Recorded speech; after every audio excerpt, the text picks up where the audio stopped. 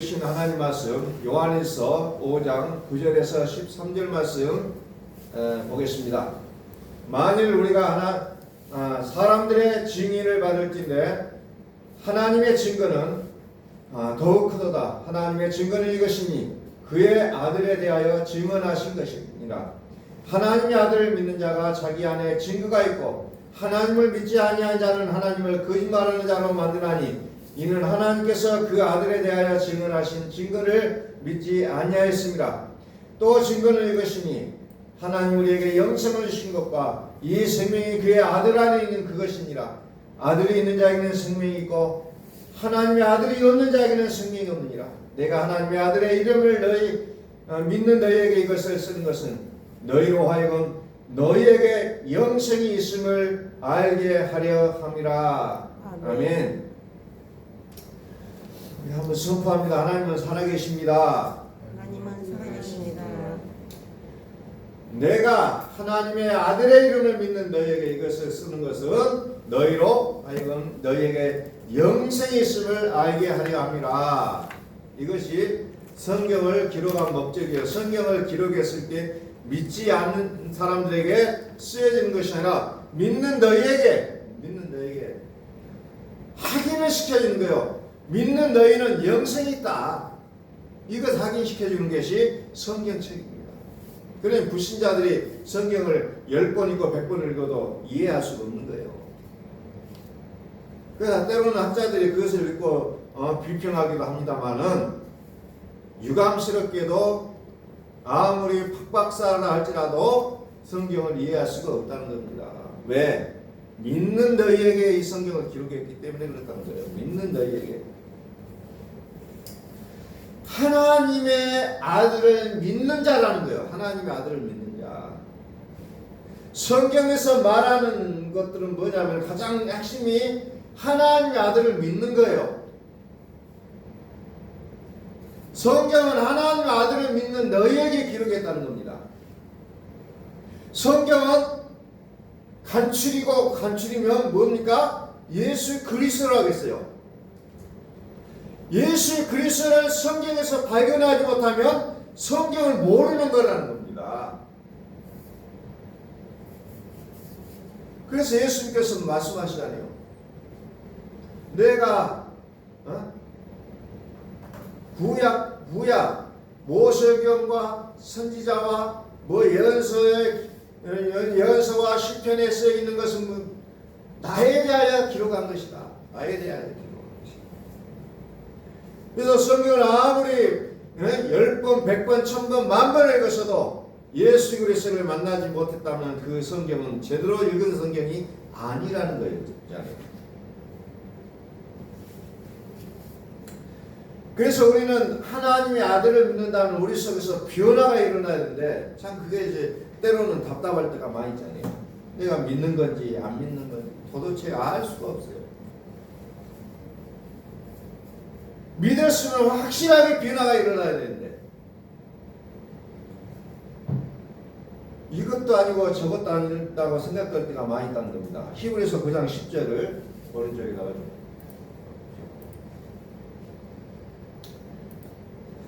하나님의 아들을 믿는다면 확 바뀌어서 뭐가 영생이 있게 되는데 영생의 삶이 되어지고 있는가?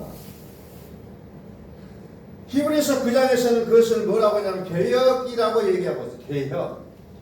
이런 것은 먹고 마시는 것과 여러 가지 심는 것과 함께 육체의 예법일 뿐이며 개혁할 때까지 맡겨둔 것이니라 그랬잖아요. 개혁할 때까지 맡겨둔 것이니라. 율법은 먹고 마시는 것, 심는 것, 이것은 율법을 얘기합니다. 율법은 언제까지? 개혁할 때까지, 바뀔 때까지 필요하다는 겁니다. 누구를 만나야 바뀌냐? 예수 그리스도를 만나야 된다는 거죠. 11절에 그리스도께서는 장래 좋은 일에 대제사장으로서 손으로 짓지 아니한 것 곧 이 창조에 속하지 아니한 더 크고 온전한 장막으로 말미암아 그랬잖아요. 바뀌어야 된다는 거죠. 우리는 그것을 개혁이라고 얘기하고 있잖아요. 개혁. 나는 도대체 내 삶의 방향이 원인이 되고 있는 게 뭐냐? 나의 욕심이 이끌려서 살아가냐? 내 몸의 안일함을 위해서 살아가고 있느냐? 아니면 예수 그리스도 하나님의 아들이 내 속에서 나로 하여금 행동하게 하는 것에 따라 움직이는가? 우리는 아셔야 된다는 겁니다. 도대체 나는 무엇 때문에 오늘 걷고 있는지, 나는 무엇 때문에 손을 움직이면서 일을 하고 있는지, 그 모든 원인이 어디서 나오느냐? 하나님의 아들을 믿는 믿음 안에서 나와야 된다는 거죠. 내 욕심의 발로 내 어떤 욕심을 채우기 위해서 행동이 나왔다. 그것은 뭐라고 합니까? 우리는 그것을 가르쳐서 어린 아이의 믿음이라고 얘기하고 있다는 겁니다.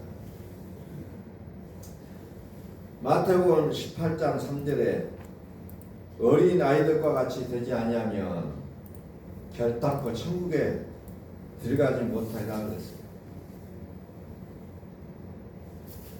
너희가 돌이켜 어린 아이들과 같이 되지 아니하면 결단코 천국에 들어가지 못하리라. 어린 아이. 이것을 또 뭐라고 합니까? 누구든지 이 어린 아이와 같이 자기를 낮추는 사람이 천국에서 큰 자니라.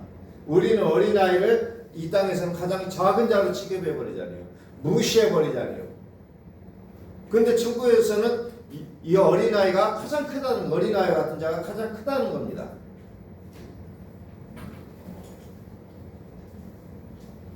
요한일서 1장 1절. 요한일서 1장 1절에 보니까 태초부터 있는 생명의 말씀이 가나니 우리가 들은 바요 눈으로 본 바요 자세히 보고 우리 손으로 만진 바라. 태초부터 있는 생명의 말씀이라고 했잖아요. 생명의 말씀이 뭐라고 하냐면 어린아이와 같이 자기를 낮추는 그이가 천국에서 큰 자니라. 좀 우리의 생각을 온전히 바꿔야 된다는 거죠. 바꾸지 않으면 하나님을 보기가 어렵다는 겁니다. 이 세상 일도 마찬가지예요. 어른들이 알고 있는 어떤 직업군들이 나중에 어린아이들한테는 아무런 소용이 없는데 어른들은 그것을 가지고 너는 이것이 되어라고 이끌어가고 있는 모습을 우리는 종종 보게 된다는 겁니다. 시대가 바꿔버리면 아무것도 아니에요. 예수 그리스도를 만나고 나면 이전의 율법은 아무것도 아니라는 겁니다. 그런데 우리는 그 율법이 소중하고 그냥 그래서 그것을 끌어안고 놓치지 않으려고 발버둥치고 그것을 1.1이라도 온전하게 지키려고 발버둥치는 모습을 우리는 보게 된다는 겁니다. 그런데 개혁할 때까지 필요하다는 거죠.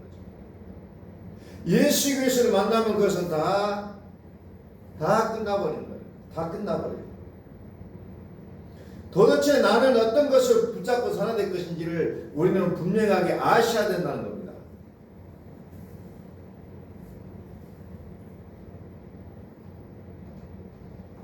요한일서 2장 13절에 보면은 아비들아 그래. 아비들아 내가 너희에게 쓴 것은 너희가 태초부터 계신 일을 알았으며 청년들아 내가 너희에게 쓴 것은 너희가 악한 자를 이기었습니다. 자녀들아 내가 너희에게 쓴 것은 너희 죄가 그의 이름으로 말미암아 사함을 받았습니다. 그래서 어린아이, 자녀. 어린아이, 자녀는 뭐예요? 생명의 말씀으로 살지 못하고 자꾸 육으로 산다는 거죠. 육으로 살아요. 육이 작은 자가 악이에요. 육이 크면 클수록 어린아이와 같다는 겁니다. 어린아이의 믿음이라는 거죠. 어린아이의 믿음.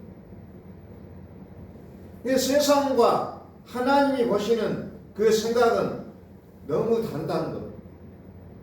세상은 욕심이 많아야 돼요. 욕심이 많은 자가 세상을 이기는 자라고 설명합니다. 그러나 하나님은 육신을 버리는 자가 이기는 자라고 얘기하고 있다는 겁니다. 그들을 가르쳐서 청년들아, 아비들아 이렇게 표현하고 있다는 겁니다. 아이의 믿음을 가진 자가 생명 있는 자라고 얘기하고 있다는 거죠. 영생 있는 자다.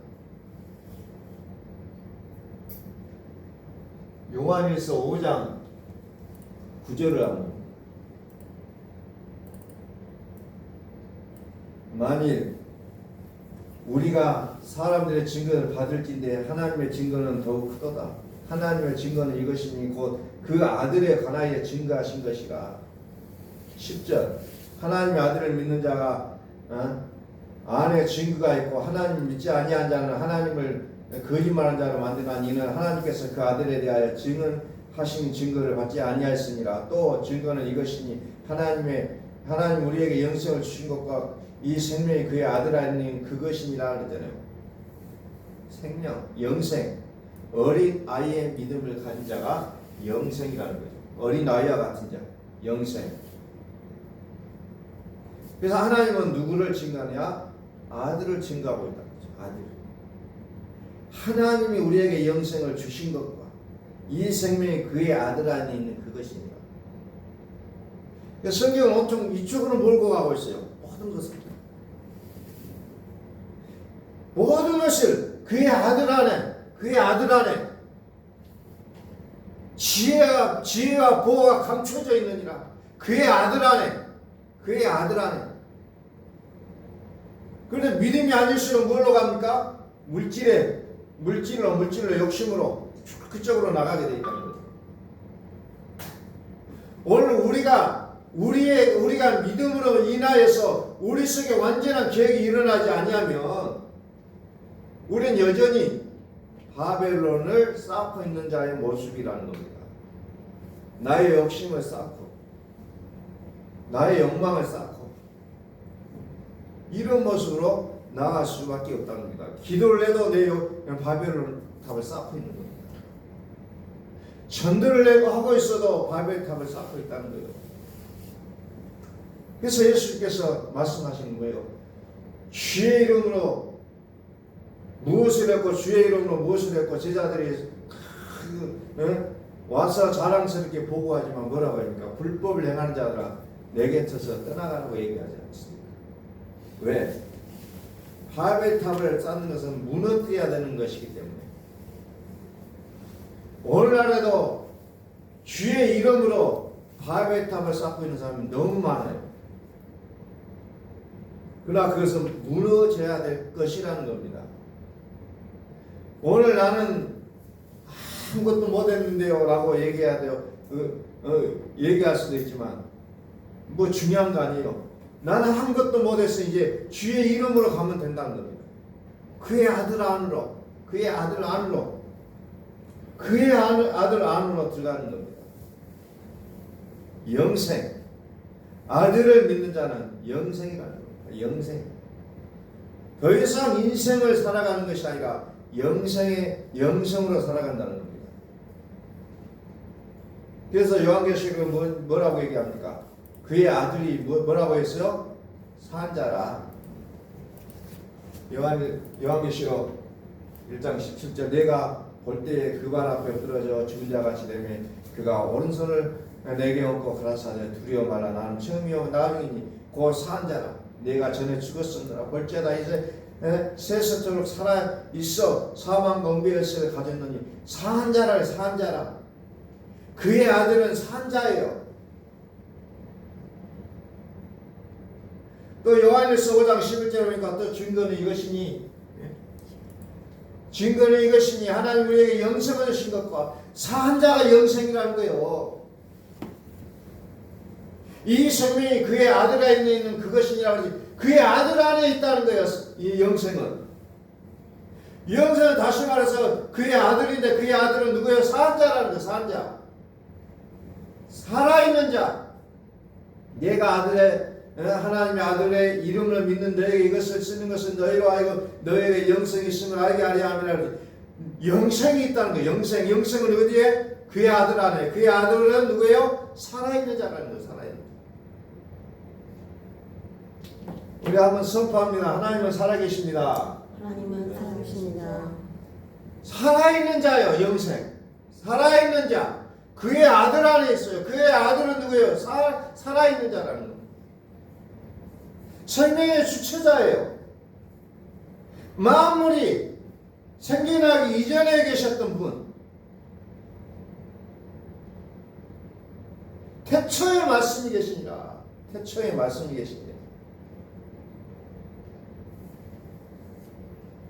태초부터 있는 생명의 말씀, 그것을 들었고 눈으로 보았고 자세히 보고 우리 손으로 만진 바 되었다. 그 생명의 말씀은 살아야 계시는 그리스도 예수라고 얘기하고 있잖아요. 살아있다. 살아있는 자다. 산 자라. 산 자다. 그가 영생이라는 게 영생. 다른 것에 영생이 있는 게 아니에요. 다른 것이. 증거는 이것이니 하나님 우리에게 영생을 주신 것과 이 생명이 그의 아들 안에 있는 그것이니라. 내가 하나님의 아들의 이름을 믿는 너에게 이것을 쓰는 것은 너희로 하여금 너희에게 영생이 있음을 알게 하려 함이라. 우리에게 영생이 있다고 하는 거예요. 이 성경을 읽으면서 우리는 영생이 있다는 것을 확인하는 겁니다. 왜? 살아있는 자, 그의 아들, 하나님의 아들을 믿기 때문에 영생이 있다는 것을 우리는 확인하셔야 될 줄을 믿습니다. 아멘. 확인하셔야 돼요. 나에게 영생이 있다는 거요. 이 얘기를 하니까 내 얘기가 아닌 것 같은데요 하는 사람도 있다는 겁니다. 그런데 성경은 분명하게 뭐라고 얘기합니까? 그의 아들 안에 있다는 겁니다.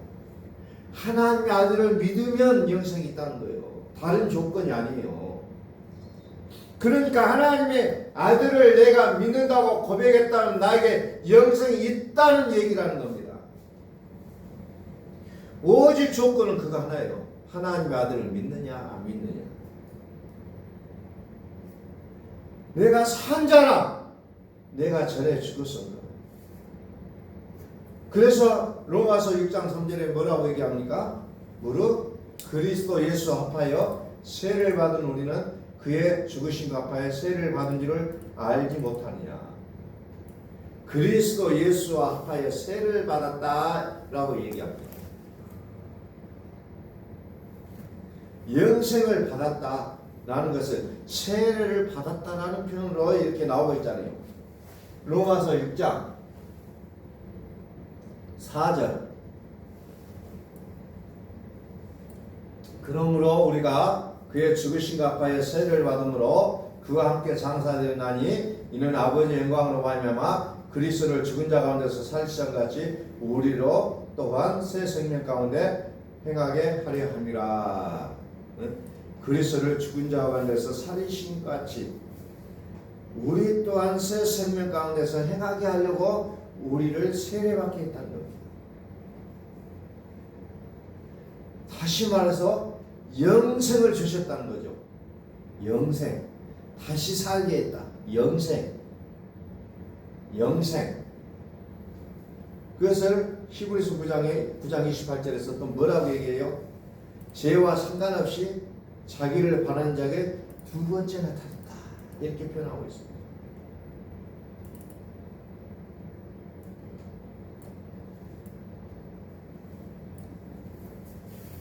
그리스도도 많은 사람의 죄를 담당하시려고 단번에 들으신 바 되셨고 구원에 이르게 하기 위하여 죄와 상관없이 자기를 바라는 자들에게 두 번째 나타나시니라. 구원에 이르게 하기 위하여, 구원에 이르게 하기 위하여 죄와 상관없이 자기를 바라는 자들에게 두 번째 나타나시리라.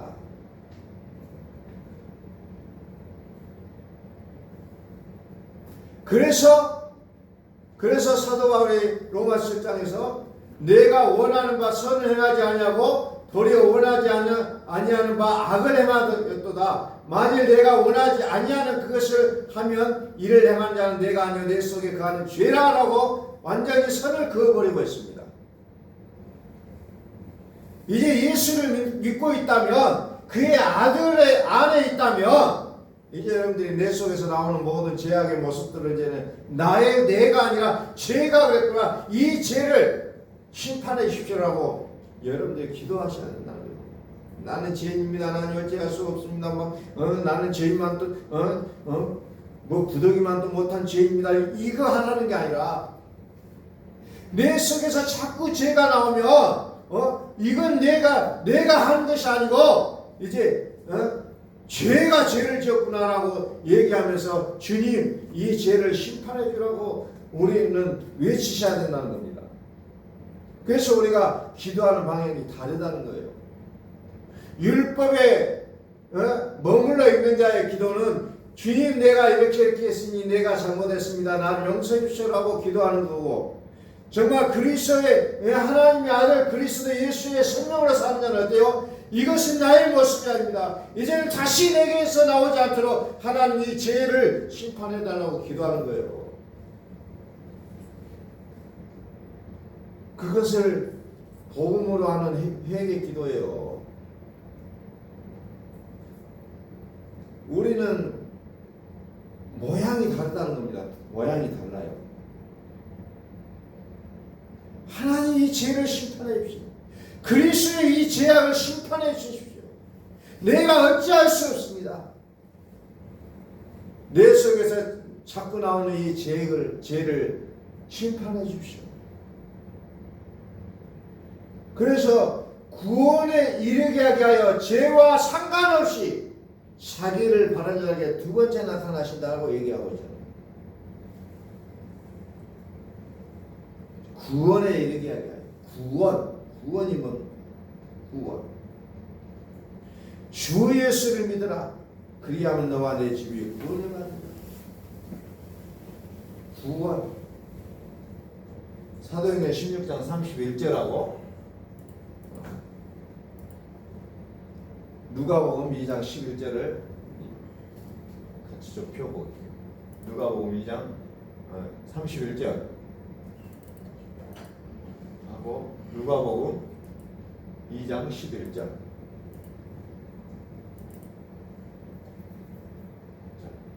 이르되 주 예수를 믿으라. 그리하면 너와 내 집이 구원을 받으리라. 오늘 다윗의 동네에 너희를 위하여 구주가 나타나시고 그리스도 주시니라.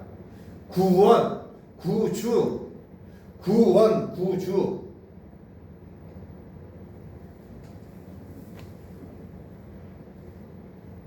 말은 같은 단어에서 나옵니다. 구원, 구주. 구원, 구원은 누구예요? 그리스도가 우리를 구원하시는 거예요. 그리스도는 구주, 구원자, 보존자 이런 뜻을 갖고 있습니다. 구원은 그리스도가 하시는 거예요. 그래서 그분을 가리켜 구주라고 얘기하잖아요. 우리를 구원하신 주님, 구주. 구원하신, 우리를 구원해 주신 분, 그분의 이름이 누구냐? 그리스도라고 얘기하죠. 그리스도. 주. 그리스도 주. 주 예수를 믿으라. 그리하면 너와 내 집이 구원을 받으리라. 오늘 다윗의 동네에 너희를 위하여 구주가 났으니 곧 그리스도 주시니라. 구원은 그리스도. 구주예요, 그분이. 구원은 구주가 있어요. 구주는 누굽니까? 그리스도. 그분은 우리를 구원해 주신 분, 보존자예요. 구원. 그래서 사람이 마음으로 믿어 의에 이르고 입으로 신하여 구원에 이르게 된다는 거예요. 그러니까 내 마음이 개혁이 일어나야 된다는 겁니다. 내 마음은 아직도 개혁이 일어나지 않았는데 우리는 자꾸 다른 것을 얘기할 수가 없는 겁니다. 내 몸속에 좋지 못한 병균들이 가득 차 있는데 거기에다가 우리가 어떤 영양소를 먹는다고 해서 우리 몸이 좋아지지 않는 이것부터 청소해내야 된다는 거예요. 청소해야 돼요. 내 마음에 그리스도가 살아주셔야만이 내 행동이 달라질 수가 있다는 겁니다. 그런데 내 속에는 뭐요? 바벨론이요. 더럽다, 뭐 추하다, 뭐 이런 것들 꽉 차 있는데 나의 모습 속에서 구원의 행동이 나올 수가 없다는 거예요. 내 속에 큰 능력가 살고 있는데 나의 모습 속에서 그리스도의 모습이 나올 수가 없다는 거예요. 그래서 우리는 이 믿음을 좀 깊이 생각해 봐야 됩니다. 과연 나를 움직이게 하는 것은 무엇일까? 내 안에 하나님이 살아계시는 것인지 우리는 그것을 깊이 생각해야 돼요. 내가 과연 살아계신 하나님의 성전이 되어 있는지 우리는 그것을 먼저 살펴보셔야 된다. 완전한 변화. 완전한 변화. 변화가 일어나요. 내 속에서부터. 겉으로 어떻게 막 위선하라가 아니라 내 속에 변화가 일어나야 된다. 그래서 내 마음이 움직여서 나의 행동 양식이 정해져야 된다. 그러면 주인을 바꾸는 거예요. 과거에는 내가 인정하지 않든 인정하든 상관없이 큰 음녀가 나의 주인이었다면 이제는 내 속의 주인이 그리스도 주가 우리의 주가 되시기를 예수 그리스도로 축원합니다. 아멘. 이게 바뀌어져야 된다는 거예요.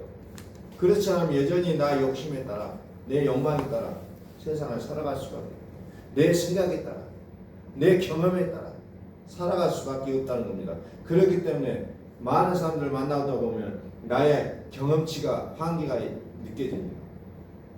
내 생각에 폭이 좁다는 것을 알게 돼요. 그러나 그리스도의 이름으로 살아가게 될 때는 이것이 이제 확장될 수밖에 없다는 것을 우리는 또 경험하게 된다는 겁니다.